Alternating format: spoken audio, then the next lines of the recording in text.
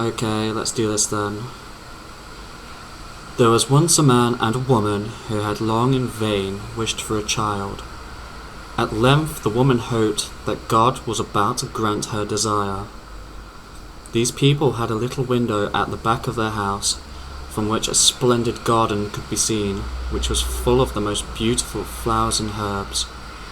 It was, however, surrounded by a high wall, and no one dared to go into it because it belonged to an enchantress who had great power and was dreaded by all the world.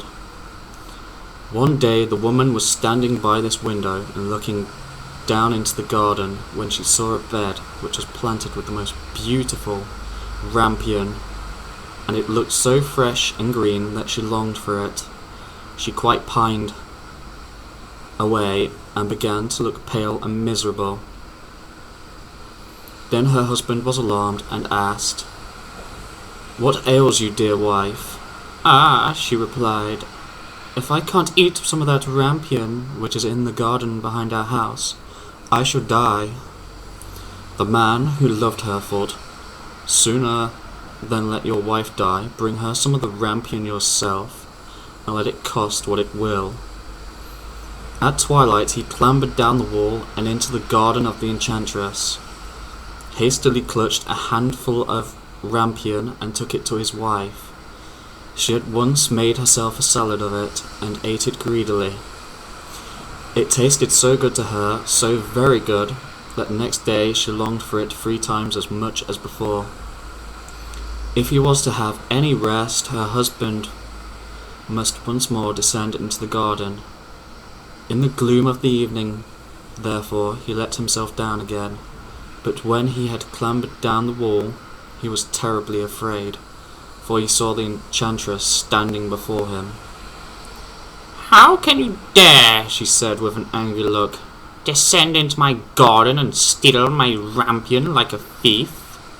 You shall suffer for it." "Ah," he answered, "let mercy take the place of justice. I only made up my mind to do it out of necessity. My wife saw your rampion from the window and felt such a longing for it that she would have died if she had not got some to eat." Then the enchantress allowed her anger to be softened and said to him, "If this case be as you say, I will allow you to take away with you as much rampion as you will. Only I make one condition. You must give me the child which your wife will bring into the world. It shall be well treated, and I will take care for it like a mother." The man, in his terror, consented to everything, and when the woman was brought to bed, the enchantress appeared at once, gave the child the name of Rapunzel, and took it away with her. Rapunzel grew into the most beautiful child under the sun. When she was 12 years old, the enchantress shut her into a tower which lay in a forest, and had neither stairs nor door, but quite at the top was a little window. When the enchantress wanted to go in, she placed herself beneath it and cried, "Rapunzel, Rapunzel, let down your hair to me." Rapunzel had magnificent long hair, fine as spun gold, and when she heard the voice of the enchantress, she unfastened her braided tresses, wound them round one of the hooks of the window above, and then her hair 20 ells down, and the enchantress climbed up by it. After a year or 2, it came to pass that the king's son rode through the forest and passed by the tower. Then he heard a song which was so charming that he stood still and listened. This was Rapunzel, who in her solitude passed her time in letting her sweet voice resound.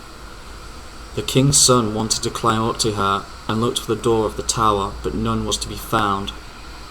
He rode home, but the singing had so deeply touched his heart that every day he went out into the forest and listened to it. Once, when he was thus standing behind a tree, he saw that an enchantress came there, and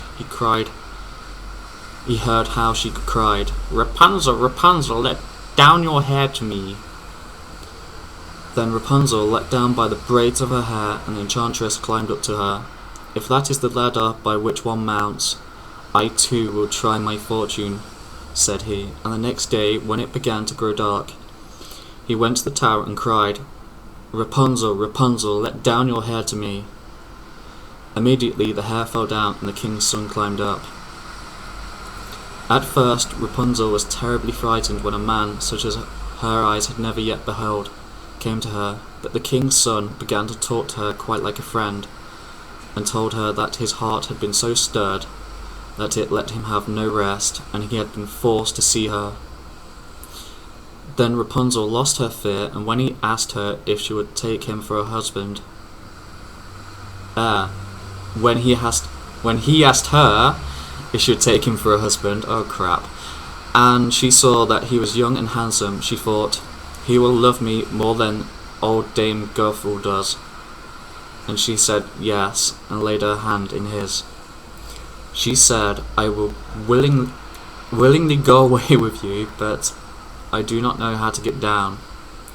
Bring with you a skein of silk every time that you come, and I will weave a ladder with it, and when it is ready I will descend, and you will take me on your horse. They agreed that until the time he should come to her every evening, for the old woman come by day. The enchantress remarked nothing of this, until once Rapunzel said to her, oh my god, I'm lost. Fuck this, I'm quitting.